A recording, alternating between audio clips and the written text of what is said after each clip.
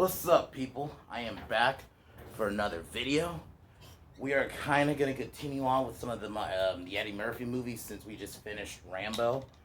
We're going to be reviewing Coming to America, and I'm only doing the first one. I am not doing that shitty second one. That second one, it didn't need to exist. It should have only been one movie. Even like rewatching it, it just confirms it. It feels better as a one-off movie. You know, fucking Akeem gets married to Lisa in the end. Boom. That works. It didn't need a third film. It didn't need a second film. And if you're gonna do it, you shouldn't have waited so long. Doing it in like 2021 just wasn't gonna work. There was no interest in that. So, but now I'm not gonna go into too much on that one. I'm just gonna act like that one doesn't exist. So rewatching the first one, this movie is incredible. This movie is funny. Like this is one of a lot of people's eyes after like maybe Beverly Hills Cop. A lot of people would say this is Eddie Murphy's like top films, and I would agree. There was all around a lot of good performances, and I thought James Earl Jones did a good job as his father, King Jaffe, um, John Amos, who you might recognize from Good Times, was really good as Lisa's father. So it's like just an all around fun film. It like once again very on PC. You know, this was when Eddie Murphy was at its top. And to touch on the other problem with the second one, they made it PG-13. That doesn't work. This movie's R-rated. There's a lot of R-rated jokes in this movie. So just to like make it PG, it just was not a good call. But anyway, Arsenio Hall was great as his friend. But pretty much the story is simple. Akeem, who lives in Zamunda, which is this fantasy world in Africa, getting tired of being pampered and having everything done for him. He decides with his friend that he's gonna go. He makes it seem like he's going to travel just for like sex, but the real reason is trying to find a real wife because he's gonna have an arranged marriage. So and he travels to America and basically gets a job and all this, and then he eventually finds his love in Lisa. So that's basically the film mostly, but it's a very fun one. The score is fun. It very much is the epitome of 80s.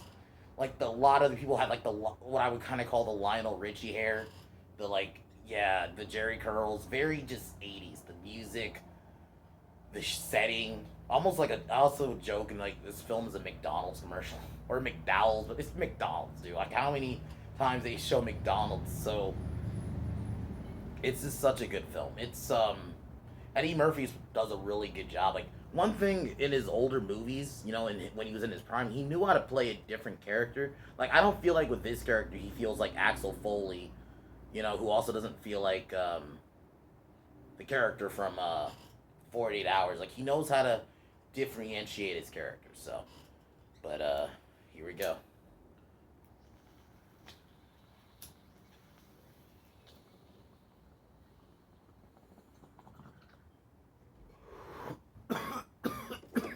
So the film opens up. We get a kind of like a cool little opening, and they show us some of Zamunda. Prince Akeem wakes up. Has his life. Literally everything is done for him.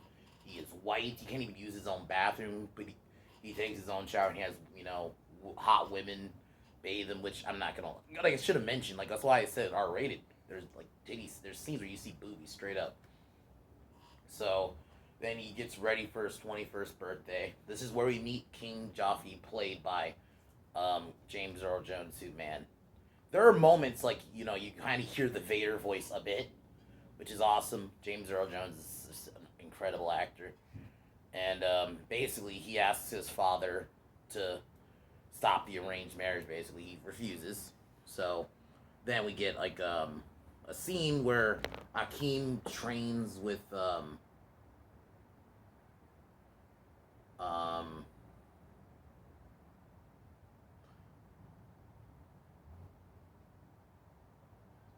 yeah, Arsenio Hall was Semi, who was his like basically assistant. They had a cool. You get a scene where they kind of train a bit. Then Prince Akeem has his birthday celebration. This is where we meet his bride, and we get kind of a funny scene where he asks his bride, and it turns out his bride is literally just groomed to be for him, and he just doesn't like it. So he decides to postpone the wedding for 40 days, and he travels to America. And the whole transition when they go to America is incredible. And another thing I was thinking about watching this one, just really quick when I mentioned the second one. Another reason I think the first one works is because I didn't like what I liked about this one is they only showed you a bit of Zamunda. Like you get the big outward shot of the castle, and then the scene with him and his dad really quick before he leaves for America or New York, and it's like I think that's what we need, and then we get a little bit of it in the end. The problem was they clearly in King Coming to America 2, they were trying to make it almost like a Black Panther type thing, and it just doesn't work.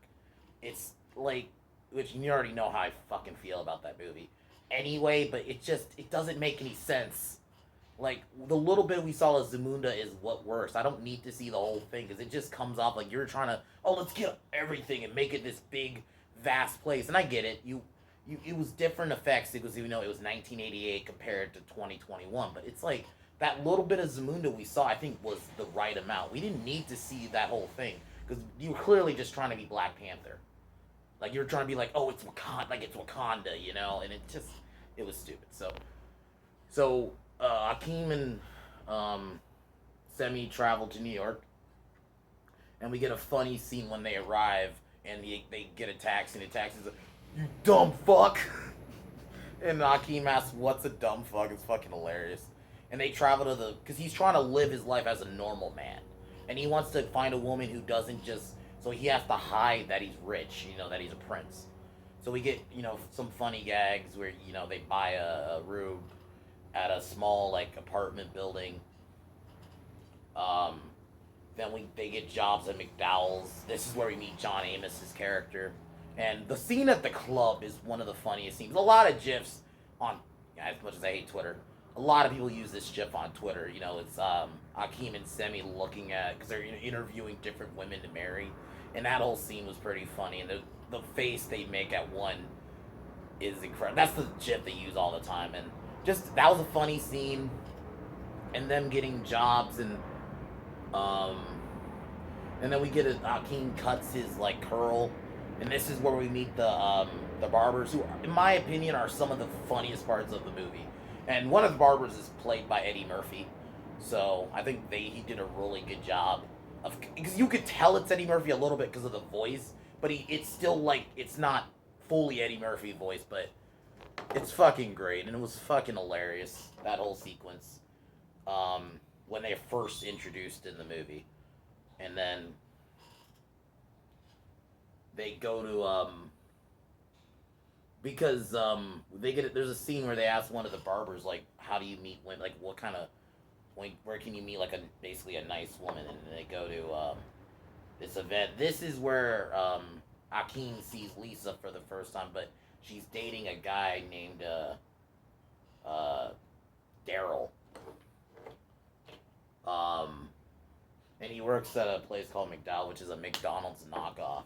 So they get their jobs, and basically throughout the film, this is where Akeem tries to earn Lisa's love. Like he even sends her like super nice earrings, and and I actually like their dynamic throughout the film when like the scenes they do talk. Like you can tell she's kind of starting, because they make obviously the standard story. The boyfriend she's with is kind of a douchebag, So they go. Akeem gets invited because Lisa has a sister. They go to a basketball game, and apparently one of the workers recognize Akeem as the prince. So he like throughout the film, basically he's trying to hide he's a prince. So so that scene happens, and then this is the next scene. Is at McDowell's. While while Daryl steps away for a second, Lisa asks Akeem to talk, and they talk for a bit. And this is where a lot of people, another scene a lot of people recognize, even though it's a very small role, is Samuel L. Jackson. I think this is one of his really big. I mean, granted, it wasn't big, but like big breaks in like movies, because this is where he was kind of discovered, and he just played a fucking robber. And I thought for the little bit he was in, it was pretty entertaining. And then Akeem takes him down, and then he gets invited by him and Semi get invited by um her dad to go to his party. This is where um Daryl pretty much tries to force a marriage on Lisa, and this is where like obviously the cracks between that relationship start, and her stuff with Akeem is slowly starting, and then like I guess it makes it seem like a little bit of time passes by, because now he's kind of slowly starting to date,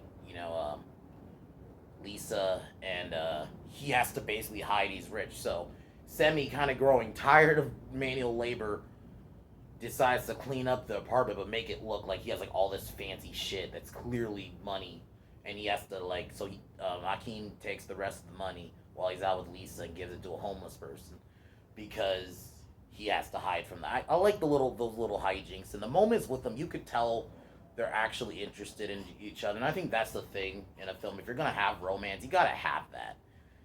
You gotta make sure these people actually feel like they somewhat actually like each other.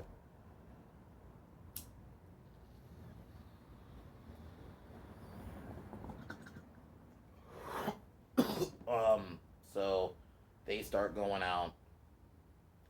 It turns out his sister or her sister hooks up with and Semi makes it seem like he's the prince and that Akeem is the assistant.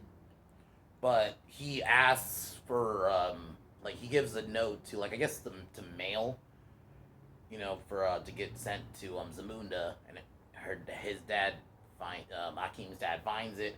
He comes to America, meets with Cleo, I think is his name. Is John Amos's character's name? Yeah, it's Cleo. So he meets with Cleo, and Cleo is clearly ecstatic because he wants Lisa to be the rich guy. That's kind of the theme of the movie. But there's a scene where you can actually tell he loves his daughter. Yeah, does he want her to be the rich guy? But he still genuinely loves her. So, you know, he asks for Akeem, and now all of a sudden he's like all wising up to Akeem, and basically Akeem's stuff's starting to fall apart. And they go back to Lisa's house, and this is where it's revealed. And Lisa learns from her dad. Her dad makes it seem like, oh, Akeem's not really into you. He's already getting married, and you're just kind of like he's just here to basically have sex.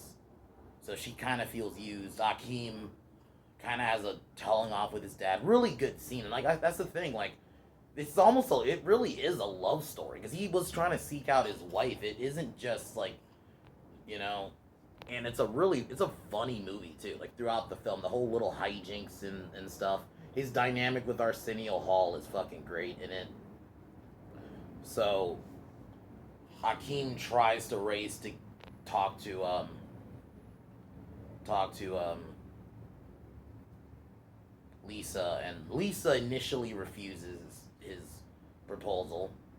Then he just like, okay, he has to go back to Zamunda. So we get a little bit more Zamunda in the end, getting ready for the big wedding, and then it's shown that Lisa was actually brought back, and they end up getting married. Movie ends. Really awesome movie, man. Like it's just likable characters. It's just all around a funny film. I like the little bit of Zamunda you get shown. You don't need to see the like Zamunda in the whole fucking movie, and I think that's what some people they were trying to do in the second one. They were clearly trying to go for like a Wakanda thing, and it just didn't work. The little bit of Zamunda you get is what works, and just all around because what the real reason the movie really works is Eddie Murphy, and I actually think Lisa is partially it too. Like she's a likable character. All around, everyone does their job well. The score is great. One of Eddie Murphy's best. Like definitely one I would recommend. Like just watch the first one. There's no need to watch the second one because the way the story ends, he gets married with her and that's it. There's no need for a second one. Like what would the second one even be? Like because I think they were going for more like their kids, like or their kid was kind of have their own coming to America moment, but it just wasn't needed because at that point you're just retreading the first one, but with different characters. It's just it works as a one-off. It's not like, at least with Beverly Hills Cop, he's a cop, so there's cases. You can just have him do different cases every movie, so that's different. Same thing like Lethal Weapon. You know, they're just different cases. This movie, there's no reason. Akeem gets married. He finds his wife, gets married. Like, there's nothing to like really continue. But other than that, man, I all around love this movie. I think this is one of Eddie Murphy's best. Heavily recommend, a 10 out of 10 comedy. The barber guys who you see throughout the film are awesome, and they put them in small doses too, because I think they understood if you did that too much, the movie would get annoying. So I think they put them in the right amount of time, and they're fucking hilarious, man. The like the dynamic between them, just a little bit of you get, and like I said, you get a lot of jokes in here that are a bit on PC. Like, obviously there's a joke where it's clearly Arsenio in drag. That scene was really funny. I didn't remember that scene, because I haven't watched this movie in years. Um, because I'll admit, I watched like I like this, I love this movie, but I mainly watch. I feel like 48 Hours, you know, um, Beverly Hills Cop are the ones I watch more. But this movie is definitely a fun one. So the score is, like I mentioned, the score is a fun one. He has like a mix of, you have a little bit of like African sounding music, but you also have that 80s, you know, music in there. So, but definitely an all around great film. Tomorrow we'll be starting some Jackie Chan movies, which that's gonna be fun. I'm gonna work my way down. I'll kind of like do more of his current stuff, so I might like try to find some. I know he did one a couple years ago called The Foreigner, which I need to watch that one. So I think we'll do that one. That could be one we'll review. But I'm gonna do stuff like his bigger movies, and then eventually work my way down and do his older one, or work my way back. I guess would be a better way. Doing his older stuff. But other than that, guys, I heavily recommend this movie. This movie is awesome.